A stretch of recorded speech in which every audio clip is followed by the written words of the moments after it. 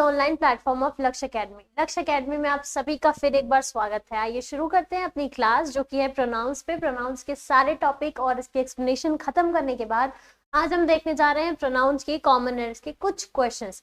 ये कुछ basic question है, आपको पता है मिक्स्ड क्वेश्चन हम सभी करने वाले हैं, पर आपको जो ध्यान देना है वो ये है कि क्वेश्चन के साथ आप रूल्स जो है वो रिकॉल करते रहिए, तो इससे आसान हो जाएगा कि नाउन्स में हमने कितने क्वेश्चंस देखे थे, प्रोनाउंस में हम जो क्वेश्चंस देख रहे हैं, और ऐसे क्वेश्चंस आपको कहीं भी कभी भी मिलेंगे तो आप एरर स्पॉट कर सकते हैं। चलिए शुरू करते हैं आज का वीडियो बिना देरी किए। तो ये रहा आपका पहला question. Unless two or more members object to him joining the group, we shall have to accept him. Applications membership, तो कह रहा है पार्ट ए से देखते हैं जैसे हम हमेशा देखते हैं। तो पहला जो है वो कह रहा है अनलेस टू और मोर मेंबर्स ऑब्जेक्ट हिम। तो पहला है अनलेस टू और मोर मेंबर्स, दो या दो से ज्यादा, तो मेंबर्स यूज किया हुआ है, कोई दिक्कत नहीं है, प्लूरल है ही। उसके बाद कह रहा है पार्ट बी में object to him joining the group. Object to him joining the group, खाली ऑब्जेक्ट टू हिम होता, उसको ऑब्जेक्ट करना होता तो हम ऑब्जेक्ट टू हिम कह देते, कोई दिक्कत नहीं है। पर object to him joining the group, इसका मतलब उसका जो ग्रुप ज्वाइन हो रहा है, ग्रुप ज्वाइन करने को ऑब्जेक्ट करना है, ठीक है। तो हमें यहाँ पर कौन सा केस प्रोनाउन का यूज करना है, हमको पोजेसिव केस यूज करना है। तो आपको याद होगा जब हम सब्जेक्ट ही का ऑब्जेक्ट बनाते हैं, the he has written the letter, तो the letter was written by him, तो हिम जो है वो कौन सा केस है, ऑब्जेक्टिव केस है। ही जो है आपका सब्जेक्टिव केस है। तो अब बताइए पॉजेसिव केस कौन होगा, क्योंकि उसका कंपनी ज्वाइन करने की बात की गई है कि वो जो कंपनी ज्वाइन कर रहा है उसको ऑब्जेक्ट करना पड़ेगा, दो या दो से ज्यादा लोगों को, तो उसके की बात की गई तो पॉजेसिव केस होगा, तो वो हिज हो जाएगा, ना कि आपका हिम। तो आपका एरर किस पार्ट में है, तो पार्ट 2 में एरर है, और एरर क्या है आपका, हिम नहीं होकर क्या हो जाएगा, हिज हो जाएगा। तो हमको पॉजेसिव केस यहाँ पे यूज करना है, ठीक है। चलिए बढ़ते हैं अपने अगले सेंटेंस की तरफ बिना देरी किए। They, you and we are leaving for Delhi tomorrow. हमने डिस्कस किया था कि जब भी हम क्या करें, कोई क्राइम कमिट करके उसको एक्सेप्ट करने की बात की गई, कोई क्राइम या कोई पनिशमेंट, इन दोनों के सेंस में जब बात हो तो हम प्रोनाउन का ऑर्डर क्या रखते हैं, क्या रखते हैं ऑर्डर, सबसे पहले खुद को रखेंगे, फिर उसके बाद किसको रखेंगे, सेकंड पर्सन, फिर थर्ड पर्सन, ठीक है। अब जैसे नॉर्मल सेंस में जब भी हम बात कर रहे हैं तो हम क्या रखेंगे, 1 2 3 का ही ऑर्डर रखेंगे। 2 3 1 कब रखते हैं, जब भी हमको कोई प्राइज मिल रहा हो, कोई एप्रिसिएशन मिल रहा हो, कुछ अच्छा हो रहा हो, तब हम 2 3 1 का ऑर्डर रखेंगे। तो यहाँ पर तो बिल्कुल ही गलत है, ना 1 2 3 है ना 2 3 1 है, यहाँ पे क्या है 3 2 1 है। तो ये क्या हो जाएगा, नॉर्मल केस और पनिशमेंट और क्राइम के सेंस में हम जब भी बात करेंगे तो 1 2 3 ही के सेंस में बात करेंगे। तो यहाँ पे जो है नॉर्मल सेंस में बात हुई है, तो हम कहेंगे we, you and they are, देखिए they are leaving for Delhi tomorrow. चलिए बढ़ते हैं अगले प्रश्न की तरफ। अगला जो सेंटेंस है आपका, are dog may look fears, ये ओ जो है आपका कैपिटल रहेगा, इसमें कोई एरर नहीं है। Our dog may look fierce but that wouldn't hurt even a fly. हमारा जो डॉग है, लुक इस पार्ट में तो कोई एरर नहीं दिख रहा है आपको। दूसरा है फियर्स, बट किसको फियर्स बोला, डॉग को, कि डॉग देखने में फियर्स है, डरावना है, but that wouldn't hurt even a fly. अब आपको पता है दैट किसको रिफर कर रहा है, दैट आपके डॉग को रिफर कर रहा है, तो यहाँ पे दैट रिलेटिव प्रोनाउन की जरूरत नहीं, यहाँ पे आप डॉग को रिफर कर रहे हैं तो इट, जो कुत्ता है वो किसी एक मक्खी को भी नहीं इफेक्ट करेगा, तो it wouldn't hurt even a fly, तो इट यहाँ पे लगेगा ना कि द लगेगा। रिलेशन नहीं बता रहे हम यहाँ पे, सीधे डॉग को रिप्रेजेंट कर रहे हैं, तो डॉग की जगह इट। अगला सेंटेंस आपका, you and I will be punished for this stupidity. यहाँ बात किसकी हो रही है, पनिशमेंट की बात हो रही है, गलती किया, पनिशमेंट हुआ, गिल्ट हुआ, ये सब के केस में हमको कौन सा ऑर्डर लाना है, नाउन का 1 2 3 लाना है। 1 2 3 क्या है आपका, 1 जो है आपका आई है जिसका प्लूरल है वी, 2 जो है वो आपका यू है, इसका प्लूरल भी आपका यू ही रहेगा, 3 जो है that is third person pronoun, तो थर्ड पर्सन है आपका ही, शी और इट, और इसका प्लूरल भी क्या होगा, प्लूरल दे हो जाएगा, ठीक है। अब यहाँ पे देख लीजिए, पहले 2 है फिर जो है 1 है, तो जो ऑर्डर है वो गलती है, इसलिए जो पार्ट 1 है उसमें प्रॉब्लम है। हमेशा आपको पहले पनिश होना पड़ेगा, आपको पहले गिल्ट फील करना होगा कोई भी क्राइम हुआ है तो। चलिए बढ़ते हैं अगले सेंटेंस की तरफ। All the doubts are cleared between you and I. अब यहाँ पे देखिए सारे डाउट क्लियर, तो आपको याद होगा कल हमने डिस्कस किया था जब हम बिटवीन से, एंड से, ये सब से जोड़े कोई भी दो प्रोनाउन को, तो उनको क्या रखना है, हमको किस केस में रखना है, ऑब्जेक्टिव केस में। तो कह रहा ऑल द डाउट्स में कोई दिक्कत नहीं है, आर क्लियर्ड क्योंकि डाउट्स है तो आर हो गया, आर क्लियर्ड कोई दिक्कत नहीं है। बिटवीन यू एंड आई, इसमें जो आई है इसमें गलती है। आई कौन से केस में, सब्जेक्टिव केस में, जबकि मैंने अभी कहा कि आपको जब भी बिटवीन से जोड़ा हो तो किस केस में लेना है, ऑब्जेक्टिव केस में। तो आई का ऑब्जेक्टिव केस क्या हो जाता है, मी हो जाता है, और पॉजेसिव केस क्या हो जाता है, अस हो जाता है। तो यहाँ पे जो आपका पार्ट 1, 2, 3 है, थर्ड पार्ट में एरर है, क्या है, आई की जगह मी हो जाएगा, बिटवीन यू एंड मी। बढ़ते हैं अगले सेंटेंस की तरफ। I shall avail of the opportunity to meet Vivek Bindra. Avail of, avail मतलब अवेलेबल जो होता है, हम खुद ही मुहैया करवा लेंगे कौन सी अपॉर्चुनिटी, मौका विवेक बिंद्रा से मिलने का। जो सेंटेंस है हम खुद ही अवेल करा लेंगे, आई शैल अवेल। तो यहाँ पे ऑफ की जरूरत जो है वो दिख नहीं रही है। पार्ट ए में जो है एरर, और एरर भी क्या है, अगर आप ऑफ को रिप्लेस करें तो आई शैल अवेल माई सेल्फ, मैं खुद ही की बात हो रही है यहाँ पे, मैं खुद ही वो मौका ढूंढ लूंगी। कौन सा मौका, टू मीट विवेक बिंद्रा। तो यहाँ पे ऑफ नहीं, myself, avail of the opportunity की जरूरत नहीं थी, I will avail myself the opportunity to be meet Vivek Bindra. तो ये है आपका एरर। एरर आपका फिर से पार्ट ए में ही है, पार्ट 1 में ही है। बढ़ते हैं अगले सेंटेंस की तरफ। Put you in my position and you will realise the problem faced in my profession. Put you in my position, आप अपने आप को, तो अपने आप की बात हो रही है, पोजेसिव केस की बात हो रही है, तो पुट यू नहीं, put your self in my position. Put your self, खुद को, अपने आप को मेरी जगह पर रख कर देखो, तब तुमको पता चलेगा कितनी प्रॉब्लम है मेरे प्रोफेशन में। Put your self. चलिए अगला सेंटेंस देख लेते हैं। Here is the man whom I think committed the crime। ध्यान से देखिए, whom की बात कब की गई थी, who की बात कब की गई थी, which कब यूज करेंगे और whose कब यूज करेंगे, हमने सब देखा था आखिरी पिछले वीडियो में प्रोनाउन की। who, whom, whose, आपका which हो गया, फिर हमने देखा था that कहाँ यूज होगा। सेंटेंस को ध्यान से देखिए। Here's the man whom I think committed the crime। तो बिल्कुल यहाँ पे whom पोजीशन की बात थोड़ी हो रही है, यहाँ पे बात हो रही है कि उसने ही क्राइम कमिट किया है। Who I think has committed the crime। तो पार्ट 2 में जो है आपके एरर है। चलिए बढ़ते हैं अगले सेंटेंस की तरफ। अगर अभी भी यूसेजेस नहीं देखे हैं तो ये जो आपके who, whom, whose, which, that है, इनके यूसेज जाकर पिछले वीडियो में देख लीजिए। He took his brother with himself। He took his brother with himself। अपने साथ ले गया, himself की क्या जरूरत है, कोई पोजीशन दिखाने की तो जरूरत लग नहीं रही है।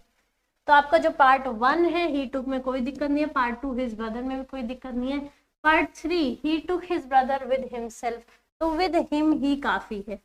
he took his brother with him। यहाँ पर आप him ही को नहीं रिफ्लेक्ट कर रहे हैं, ब्रदर के बारे में बात कर रहे हैं, तो हिमसेल्फ लाने की जरूरत नहीं। हमने देखा था कि कभी भी ये जो रिफ्लेक्सिव प्रोनाउन है ये कब यूज होते हैं, जब सब्जेक्ट को ही वापस से ये रिफ्लेक्ट कर रहे हैं।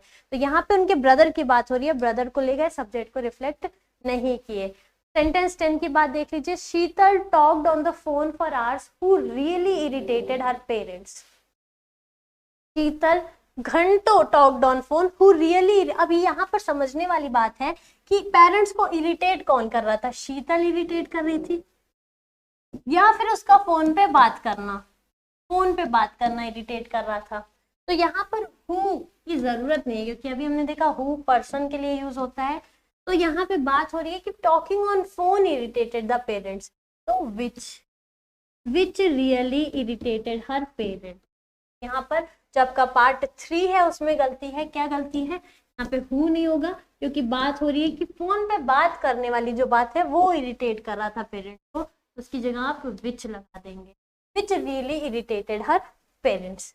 चलिए अगले सेंटेंस की तरफ बढ़ते हैं। ये रहा आपका 11वां sentence. Bansal sir being a good teacher he is selected for the national award.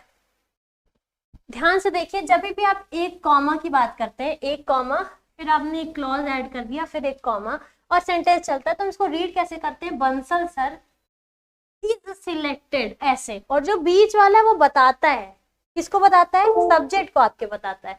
तो यहाँ बता रहा है बंसल सर कैसे हैं? अच्छे हैं, बीइंग अ गुड टीचर, बहुत अच्छे टीचर है, इसलिए ही is selected for the national award. तो यहाँ पे जो आपका ही है इसकी जरूरत नहीं, क्योंकि अगर आप रीड करेंगे तो Bansal sir he is selected की कोई जरूरत नहीं थी। Bansal sir is selected for the national award. क्यों selected? Being a good teacher. ठीक है, तो आपका जो एरर है वो एरर आपके पार्ट 2 में है, ही की जरूरत नहीं है, ही ओमिट कर दीजिए, ही हटा दीजिए, इज सिलेक्टेड। ठीक है, Bansal sir is selected for the national award. Why? Because he was a good teacher. चलिए 14वां 12वां प्रश्न जो है आपका ये है, it was in 2014 that we first flew to USA.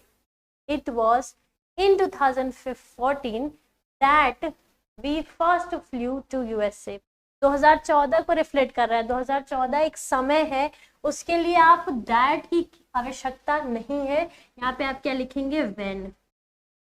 It was in 2014 when we first flew to USA। सब पहली बार जब हम यूएस गए थे। चलिए बढ़ते हैं। ऑफ द टू ब्रदर्स, ध्यान दीजिएगा इसमें when हम दैट कब यूज करते हैं? नॉन लिविंग के केस में, एनिमल्स के केस में भी यूज कर लेते हैं, दैट के भी यूजेस हमने देखे, पर यहाँ समय को रिफ्लेक्ट कर रहा है ये, तो वहां पर हम when ही यूज करेंगे। Of the two brothers who is more intelligent? Of the two brothers which is more intelligent? which brother is more intelligent? Question तो ये है ना, who brother गलत हो जाएगा अगर आप इसको थोड़ा सा तोड़ के देखिए। तो सेंटेंस क्या कह रहा है? Of the two brother which brother is more intelligent। तो who brother तो बिल्कुल ही नहीं ठीक लग रहा है, who brother नहीं, तो who is wrong, which, क्योंकि ये किसको रिफ्लेक्ट कर रहा है? which brother को, which brother is more intelligent। of the two brothers which brother is more intelligent, तो who की जगह which। Question number 40, there is no country but is corrupt। यहाँ पे जो आपका but है वो किसको रिप्रेजेंट कर रहा है? which is not। but इसी सेंस में यूज होता है, which is not। तो यहाँ पे क्या कह दिया? there is no country but is corrupt, there is no country which is not corrupt। ठीक है, but जब लग जाए, इफ बट कहते हैं ना, तो एक नेगेटिव सेंस आ जाता है, बट इज नॉट करप्ट।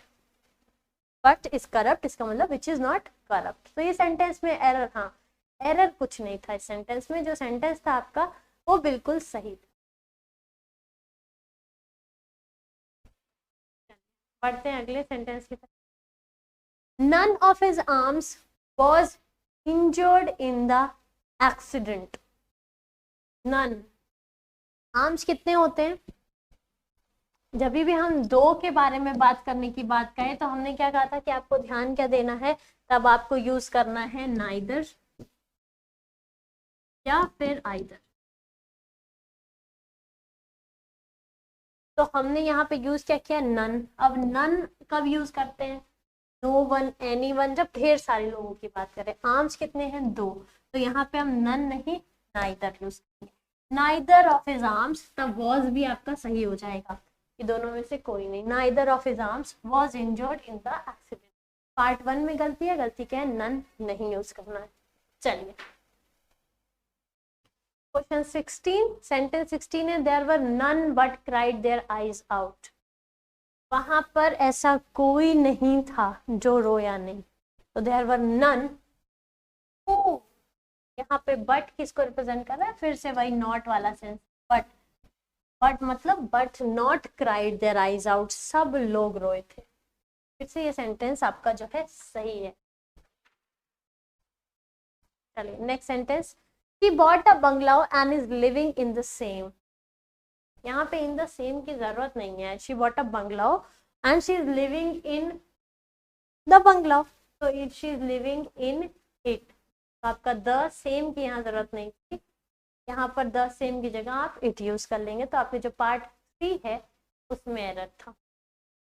चलिए आखिरी के 2-3 क्वेश्चन है, जल्दी से कर लेते हैं. Let Arjun and she complete this job as they like to do it. Let Arjun and she complete this job as they like to do it. याद करिए, आपसे हमने कहा था जब दैट लेट से स्टार्ट हो तो क्या करना है. Let him do the job, let Arjun do the job, let her do the job. तो बिल्कुल पार्ट 1 में जो आपकी गलती है, let Arjun and she complete this job, let her and Arjun complete this job. They that hanker after the money and fame are likely to be disappointed. They उसके बाद वो हैंकर जो पीछे पड़े रहते हैं, किसके पीछे पड़े रहते हैं, मनी के पीछे पड़े रहते हैं, फेमस होने के पीछे पड़े रहते हैं, उनको हमेशा डिसअपॉइंटमेंट मिलती है, क्योंकि हमेशा आपको मनी भी नहीं मिलेगा, फेम भी नहीं मिलेगा. तो यहाँ पे दे दैट नहीं, दे को ही रिप्रेजेंट कर रहा है दैट, तो दे दोज हैंकर, पीछे भागना, पैसे के पीछे भागना. They those hanker after money, part A में आपकी गलती है, are likely to be disappointed.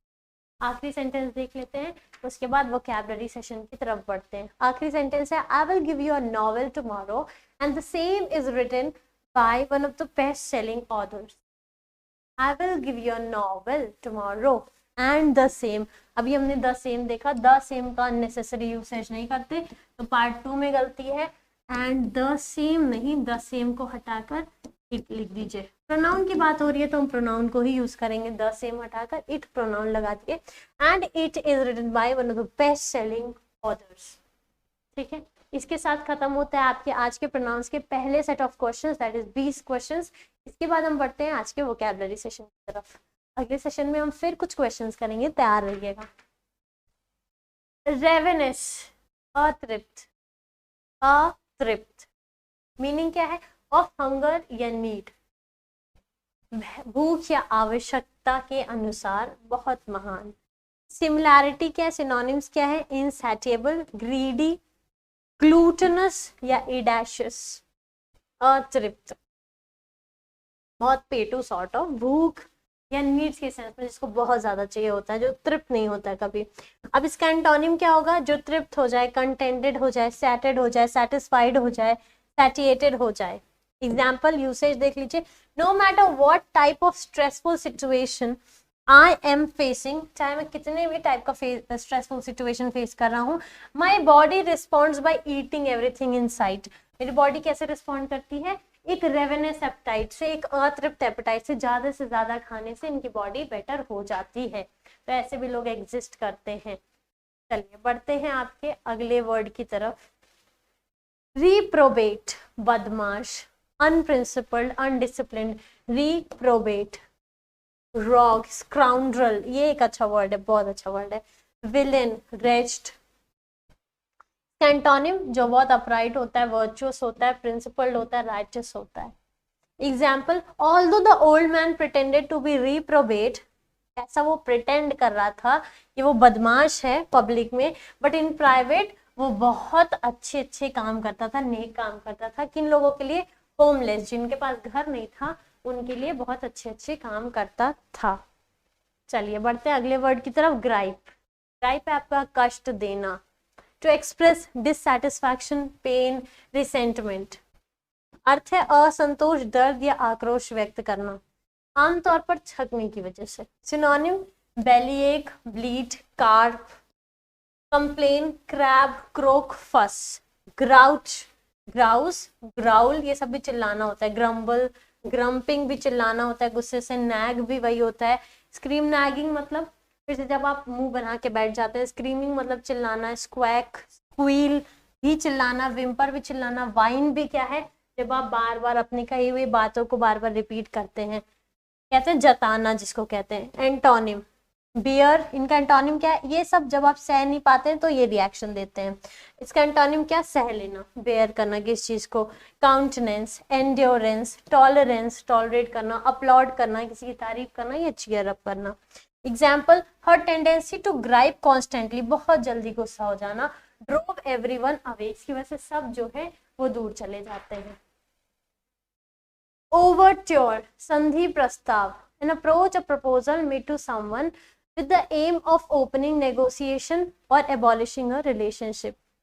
क्या करना, ओवरट्योर, कोई संधि प्रस्ताव रखना, कोई भी नया संबंध स्थापित करने के उद्देश्य से बातचीत करना, संबंध स्थापित करना। इसका सिनोनिम क्या, अप्रोच, प्रपोजल, टेंडर, सजेशन।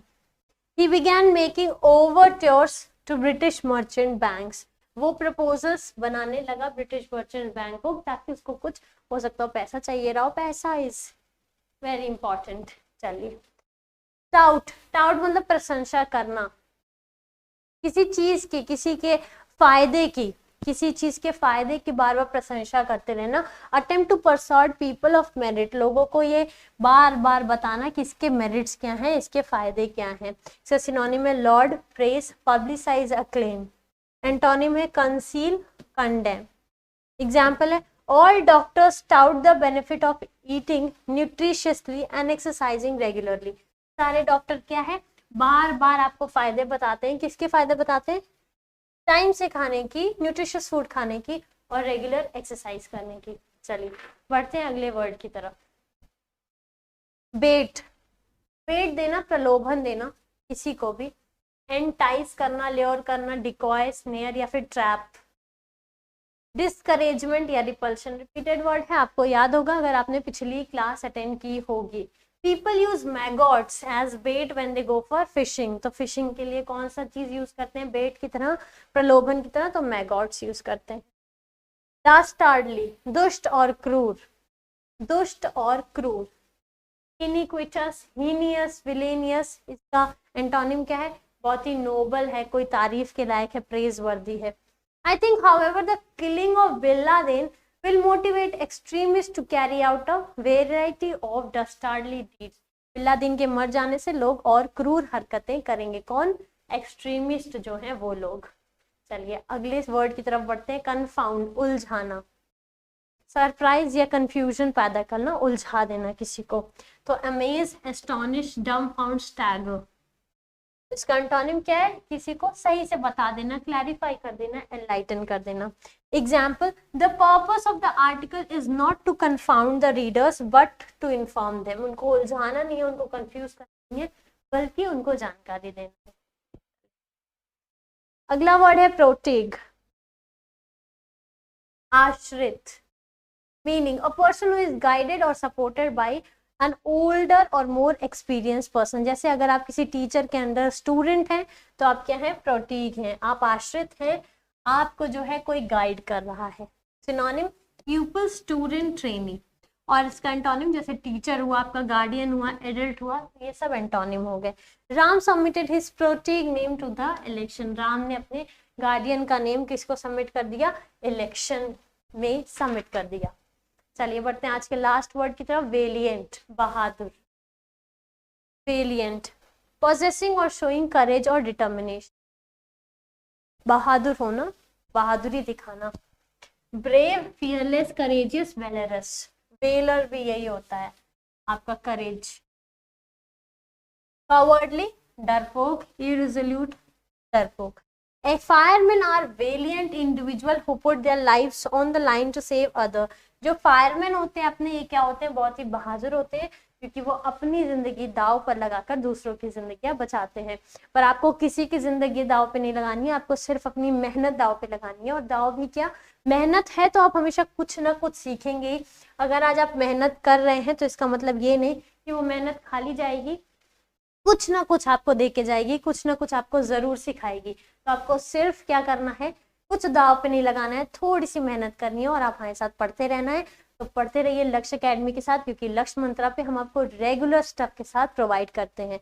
ठीक है, आज की वीडियो के लिए इतना ही, धन्यवाद। Please subscribe to our YouTube channel Lakshya Academy and press the bell icon to get new video updates.